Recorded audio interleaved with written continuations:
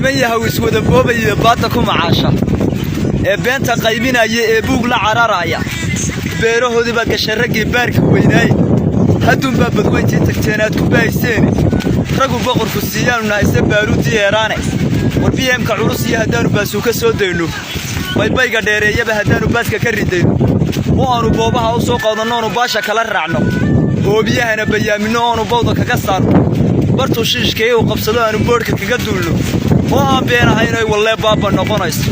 boqolkiis wada raaci jiray way ku baxayaane oo beenta kuwii naga sheegi jiray waa kurbanayaane oo bayntiga kuwii qaadan jiray waa baktiyayaane oo tiknikada kuwii baacsan jiray waa bahdilaynaadhe oo buurta kuwii meeraysan jiray waa bedelaynaadhe oo waxaba kii buufin jiray waa buddigaynaadhe beleda barraggii beri galaanu kaga baroorsiine baaba baanu se kaga yeeli beledka jooga waa waxay beri galeen haddaan beerka kaga gooyey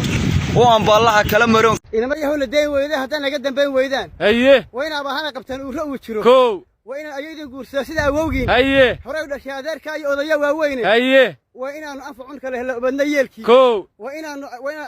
aroos uga dhisa ayda gaadaxun ayda gaadxun ayda gaatama haye waa inay uusa shidataa aroryada hore haye waa inaan anfacun kale ubadna yeelkii waa inaan anfacun kale heshaan ubadna yeelkii